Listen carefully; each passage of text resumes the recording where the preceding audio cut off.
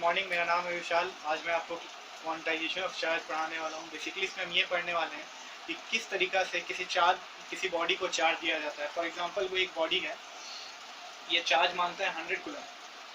तो क्या कोई बॉडी जितना चार्ज मांगता है उसे उतना मिल जाता है? क्या इसका कोई रूल होता है?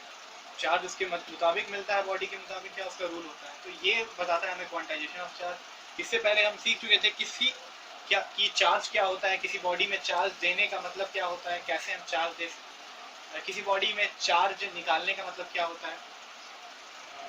तो आज हम क्वांटाइजेशन रूल सीखने वाले हैं। क्वांटाइजेशन में बताता है the charge given to a body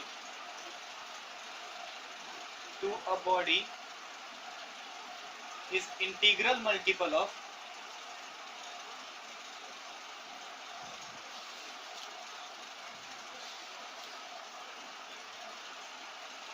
multiple of 1.6 into 10 to the power minus 19 coulomb. इसका कहने का मतलब ये है कि किसी बॉडी को अगर आप चार्ज देते हैं तो ये उसका मल्टीपल में जाएगा। फॉर एग्जांपल ये एक बॉडी है, इसको चार्ज देना है, तो अगर आप एक चार्ज यानी कि आप पहले एक इलेक्ट्रॉन को दे रहे हैं तो इसमें चार्ज क्या आएगा 1.6 into 10 to the power minus 19 coulomb. और अगर आप इसमें एक और इलेक्ट्रॉन भेजते हैं तो इसमें कितना आएगा, फिर 1.6 into 10 to the power minus 19 coulomb.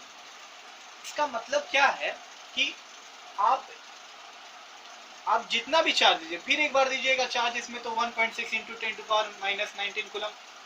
तो कहने का मतलब है कि आप देखिए, ये एक बार चार्ज दिए, फिर ये दिए, तीनों को ऐड कीजिए तो 4.8 into 10 to the power minus 19 coulomb. तो ये इसका मल्टीपल में चलेगा। एक बार इलेक्ट्रॉन दिए तो 1.6 इंटू 1, दो बार दिए तो 1.6 इंटू 2, फिर 1.6 इंटू 3।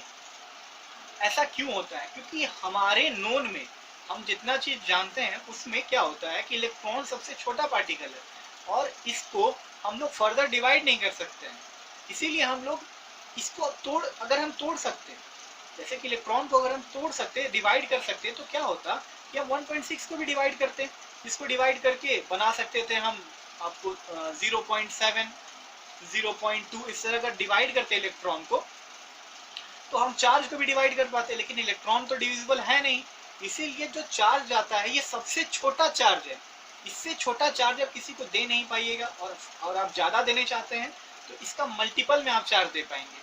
ठीक है, तो यही यहाँ पे लिखा है, the charge given to a body is integral multiple of 1.6 into 10 to the power minus 19 coulomb. क्यों? क्योंकि इलेक्ट्रॉन बहुत छोटा होता है, तो कोई बॉडी को उसके अनुसार चार्ज नहीं मिलता है जितना वो मांगता है यहाँ, जबकि उसको इस मल्टीपल के अनुसार मिलेगा। ठीक है, तो यहाँ क्वांटाइजेशन का रूल खत्म होता है। और आज कूलम्स लॉ के बारे में हम सीखने वाले, छोटा सा टॉपिक था। हाँ, इसमें एक और चीज आता है, वो भी मैं बता देता हूँ। एक फॉर्मूला है क्लास 10 में कि Q is equals two plus minus NE। इस फॉर्मूला का मतलब क्या है कि मान लीजिए कि आपको यहाँ पे कैसा दिया रहेगा कि एक बॉडी है, उसके पास 4.8 into 10 to the power minus 19 coulomb charge है। यानी चार्ज का वैल्यू पता है, उसके पास चार्ज कितना है 4.8 into 10 to the power minus 19 coulomb. और वो आपसे पूछ देगा बताइए नंबर ऑफ इलेक्ट्रॉन कितना देंगे इस बॉडी को जो इसमें इतना चार्ज आएगा। तो इसके लिए हम लोग क्या करेंगे, E को नीचे भेजेंगे, और ये E और कुछ नहीं, इलेक्ट्रॉन का चार्ज है।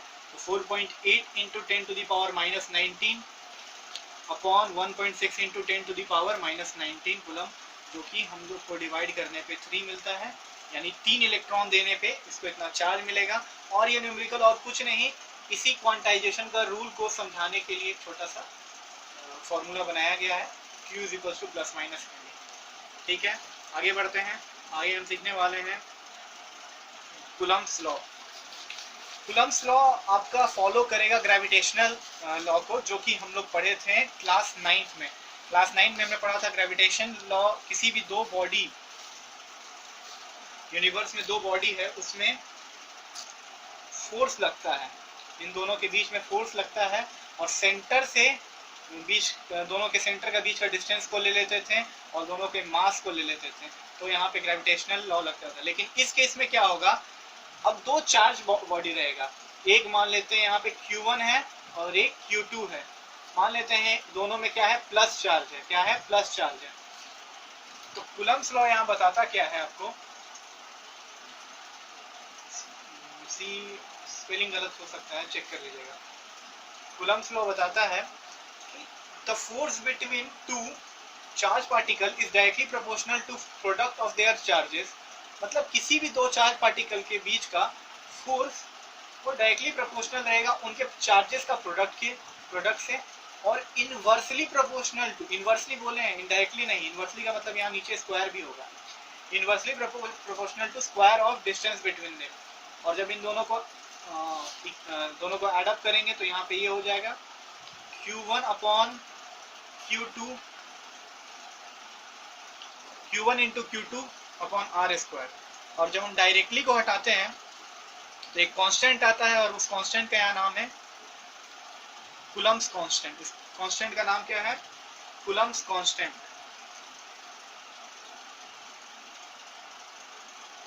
Coulomb's constant. अब समझ में, थोड़ा सा आपको समझाएंगे कि ये कूलम्ब्स लॉ होता क्या है। कूलम्ब्स लॉ और कुछ नहीं है, बस बता रहा है कि दो बॉडी के बीच में जो फोर्स लगता है उसका मैग्नीट्यूड कितना होता है, उसका मैग्नीट्यूड कितना होता है, मैग्नीट्यूड कितना होता है। ठीक है, तो यहाँ पे Q1 Q2 इसका चार्ज का मैग्नीट्यूड है, ये जो है R इन दोनों के सेंटर से सेंटर के बीच का डिस्टेंस है। अब ये तो क्लास 10 हो गया, थोड़ा सा और एडवांस नॉलेज में चल जाते हैं। अब इस कूलम्ब का कांस्टेंट का वैल्यू होता है 9 इंटू 10 टू दी पावर 9। इसका यूनिट होता है आपको न्यूटन मीटर स्क्वायर पर कूलम्ब स्क्वायर। ये आपका यूनिट होता है इसका, इस कूलम्ब कांस्टेंट का वैल्यू होता है। लेकिन आपको क्लास 10 में इसका वैल्यू नहीं लिखना है, इसका वैल्यू आपको क्लास 10 में 1 मान के चलना है। बट फिर भी थोड़ा सा एक्स्ट्रा नॉलेज के लिए यहाँ पे ये आता है। अब इस कूलम्ब को भी आगे हम हाँ, तो यहाँ हम सीख रहे थे फोर्स कूलम्ब्स लॉ को। कूलम्ब्स लॉ जो होता है, और जो कूलम्ब्स लॉ होता है दो चार्जेस के बीच का फोर्स के बारे में बताता है। यहाँ पे C है कूलम्ब्स कांस्टेंट, कूलम्ब्स कांस्टेंट है। तो आपको ये थोड़ा ध्यान में देना है कि ये लमसम आपको ग्रेविटेशनल फोर्स के जैसा ही फॉर्मूला है जो हम लोग क्लास 9 में पढ़े थे। फोर्स के जैसा ही फॉर्मूला है जो क्लास 9 में हमने पढ़ा था। वो उसमें था कि force is equal to G m1 m2 upon R square था। यहाँ पे क्या है, C Q1 Q2 upon R square. तो ठीक है, थोड़ा कंपैरिजन के लिए मैं बता देता हूँ कि अगर दोनों में से पूछने को आया कि भाई ये स्ट्रॉन्गर है या ये स्ट्रॉन्गर है, तो भाई वजन इसके तरफ का होगा, ये ज़्यादा स्ट्रॉन्गर है। कैसे आप कहेंगे, कैसे भाई, ये ग्रेविटेशनल कांस्टेंट है, ये तो प्लैनेट्स को पकड़ के रखता है, ये कहाँ इलेक्ट्रिसिटी में लगता है। तो हाँ, आपको एक थोड़ा एग्जांपल दे देता हूँ कि अगर आप थोड़ा सोच के देखिए, यहाँ एक चार्ज पार्टिकल है, यहाँ पे भी एक चार्ज पार्टिकल है। अब क्या है, चाहे यहाँ माइनस ले लीजिए, थोड़ा अच्छा समझ में आएगा। और ये हमारा अर्थ है, अर्थ का सरफेस है। तो जब दोनों के बीच में अभी दो फोर्स काम कर रहा है, पहला तो हो गया यहाँ पे आपको अपना कूलम्ब्स फोर्स जो चार्जेस में काम करता है, और यहाँ पे जो अर्थ और इसके बीच में लग रहा है वो क्या है, ग्रेविटेशनल फोर्स। ठीक है, यहाँ पॉजिटिव ही लेके चलिए, सॉरी यहाँ पॉजिटिव ही ले लीजिए। अब क्या है, ग्रेविटेशनल फोर्स इनको पकड़ा हुआ है। चाहे आप ऐसा भी सोच सकते हैं, ये पॉजिटिव पॉजिटिव है, इन दोनों के बीच में ग्रेविटेशनल फोर्स लग रहा होगा, मासेस तो है ही इनके पास, तो इन दोनों को तो अट्रैक्ट होना चाहिए था ग्रेविटेशनल फोर्स के हिसाब से। ग्रेविटेशनल फोर्स के हिसाब से यहाँ पे अट्रैक्शन होना चाहिए था। लेकिन यहाँ हो क्या रहा है, कूलम्ब्स फोर्स के चलते रिपल्सन हो जा रहा है, और भयंकर रिपल्सन होता है यहाँ पे। ये दोनों एक दूसरे से बहुत दूर भागते हैं। तो यहाँ आपको दिख रहा होगा ग्रेविटेशनल फोर्स के चलते जहाँ चिपकना चाहिए था वो लोग दोनों आपस से दूर भाग रहे हैं। तो यहीं से पता चलता है कि भाई Coulomb's force is greater than gravitational force. ठीक है, अब हम अपने नेक्स्ट क्लास में इलेक्ट्रिक फील्ड के बारे में पढ़ेंगे, वो भी चार्ज का प्रॉपर्टी होता है। Thank you.